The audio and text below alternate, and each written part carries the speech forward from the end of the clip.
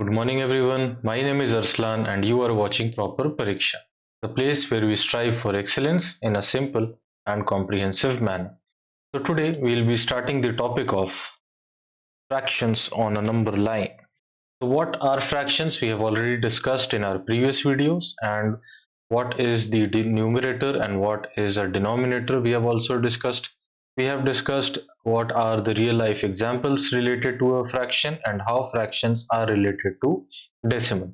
We have also completed in our previous video exercise 7.1, and today we will be starting the topic of fractions on a number line. So let's start with that. So as you know that we can represent any number on a number line. For example, we represented integers on a number line. We represented them by adding, subtracting and multiplying the integers on a number line.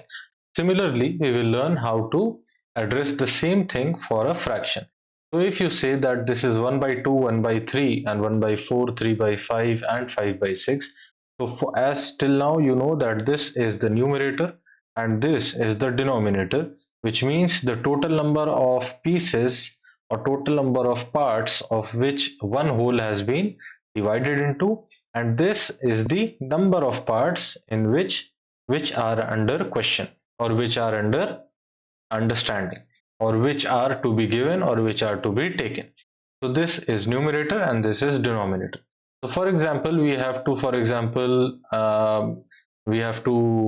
denote this fraction on a number line. Let's say 1 by 2.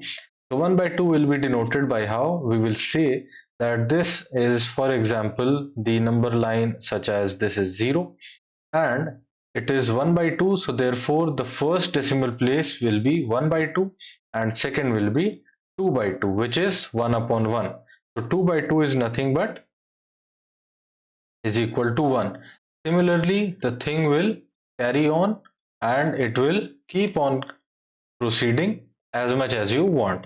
It depends upon what is the extent of our question.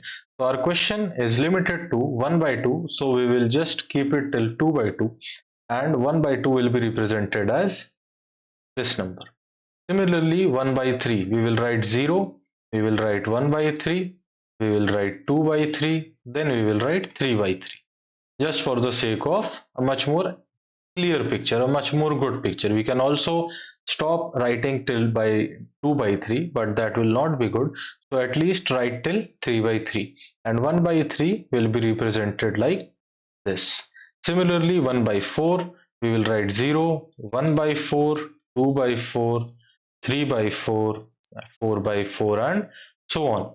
So 1 by 4 will be represented over here. The three fractions which we have denoted on the same number line are actually just for the sake of convenience, so that I do not need to draw multiple number lines. The correct procedure is that you have to take 1 0 at only one number line. That is, this part will complete one number line and this part will complete one number line, and two multiple zeros or three zeros or four zeros cannot be written on the same number line, but just for the sake of easiness I am making it on the same number line. You just have to take another number line, write a 0, write 1 by 3, write 2 by 3, write 3 by 3 and denote that this is 1 by 3. Now coming to 3 by 5. So we will write 0, we will write 1 by 5, we will write 2 by 5, 3 by 5, 4 by 5 and 5 by 5. So when we discuss the concept of real life examples related to fractions, you must remember that I gave you an example that if a person eats all four slices of a pizza, that means that all four slices have been eaten. That is, the number of slices that are eaten are 4, and all four slices, the word all describes that one whole pizza was divided into four equal slices. Therefore, the numerator will also be 4, denominator will also be 4. So we will write that the person has eaten 4 out of 4 slices out of 4 slices of a one full pizza, or the person has eaten one full pizza. That is, if 4 and 4 are equal, one up are on top of each other, or like numerator and denominator, that means that it is talking about one complete quantity. Similarly, if we talk 8 upon 4, so 4 is multiple of itself for 1 times, and 8 is a multiple of it in 2 times. So this means that two whole pieces are being taken into consideration. That two whole pieces are being taken into consideration because 8 is the numerator.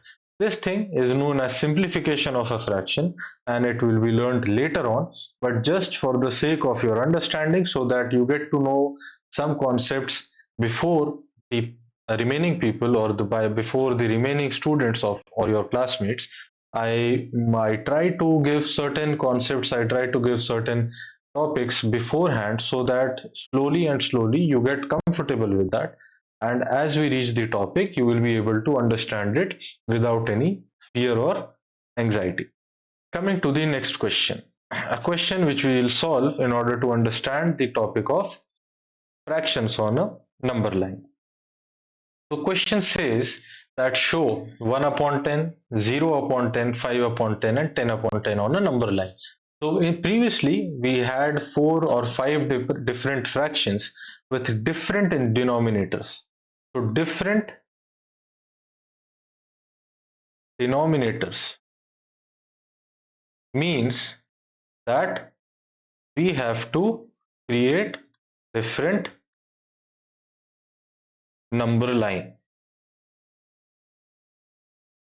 However, same denominator means we can do that on same number line.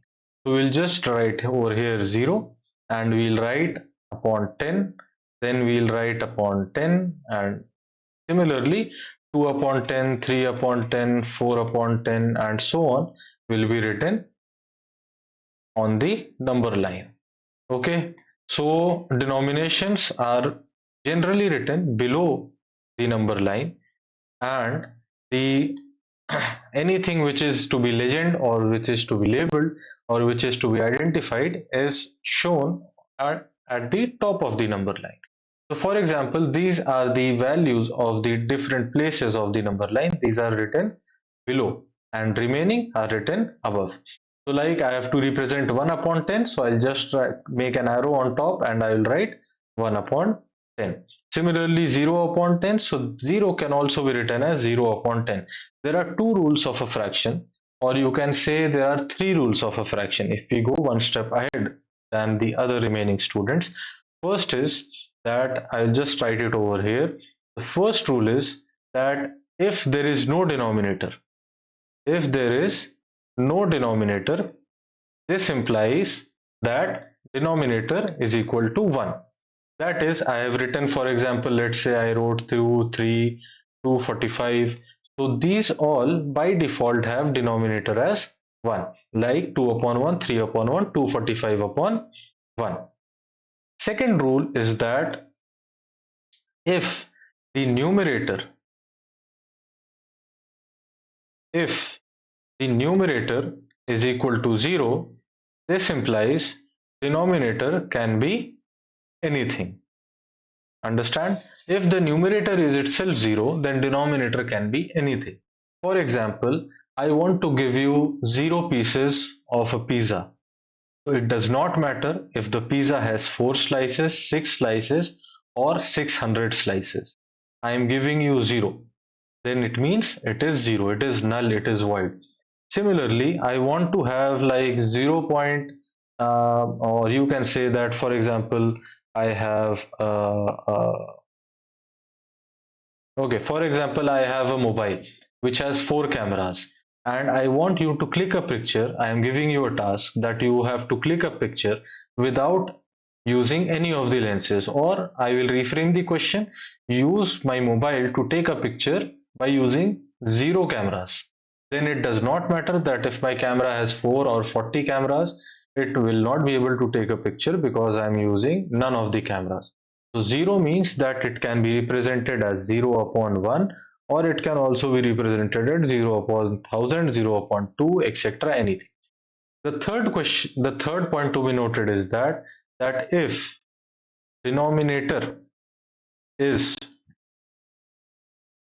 equal to 0, I'll just write over here, if denominator is equal to 0 or if denominator is equal to infinity. If it is equal to 0, then this means that fraction does not exist.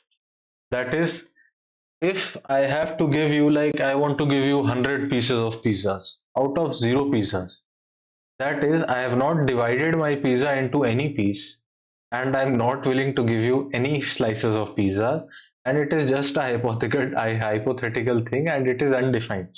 So I'm giving you nothing, I'm just making a fool out of you.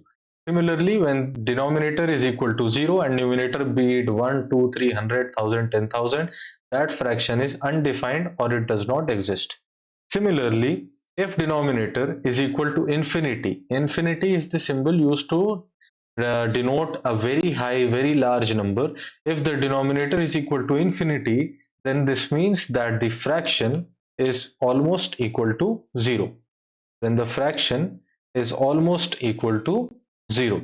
That is, if I want to give you one slice of a pizza, you might be very happy that a pizza has like generally 4 or 6 slices. You will get one slice. That is a generous amount. So if I make infinite number of pieces of a pizza, as many pieces as you can imagine, and if I give you that one piece of a pizza, will you be happy? No, you will not be happy. You will say इससे अच्छा तो देता ही नहीं. That is why fraction is almost equal to 0. So these three rules, please note it down in your notebooks, and if you have not understood it, just rewind the video and listen to it again. Coming to the next question. So 5 upon 10 and 10 upon 10, you can just display that on your own. I have written that on the number line. Question number 3. Can you show any other fraction between 0 and 1? Write 5 more fractions that you can show and depict them on the number line.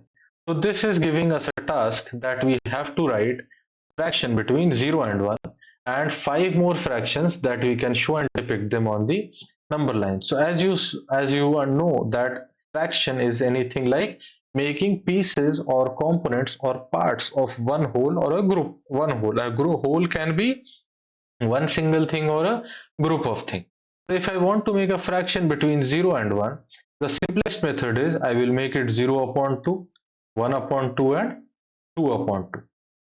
Next method is, if I make it one step ahead, okay, that will be 0 upon 3, 1 upon 3, 2 upon 3 and 3 upon 3, where 0 upon 3, as I told you previously, if the numerator is 0, then it is 0.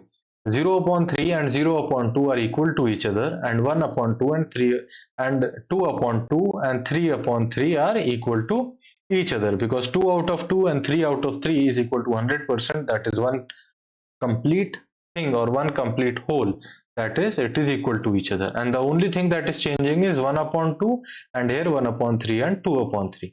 Now the question to be solved is fraction between 0, 5 more fractions between 0 and 1. So what we need is we need 1, 2, 3, 4, 5 to be shown on the number line between 0 and 1. So 0 is here and this is still in question. So it will be 6 because it is preceding 5. It is after 5. So 0 upon 6, 1 upon 6, 2 upon 6, 3 upon 6, 4 upon 6, 5 upon 6 and 6 upon 6. So these 5 numbers, 1 upon 6 to 5 upon 6, are 5 numbers which can be 5 fractions which can be shown on the number line, that you can do it on your own. Question number 4. How many fractions lie between 0 and 1? Think, discuss and write your answer. Very good question. The thing is to be noted is that I gave you the third rule, the 3b rule, that is, if if the denominator is equal to infinity, then that means that fraction is almost equal to 0. Okay, but it can be divided mathematically speaking. So how many fractions lie between 0 and 1? It means that therefore the answer is simple, that infinite number of fractions lie between 0 and 1.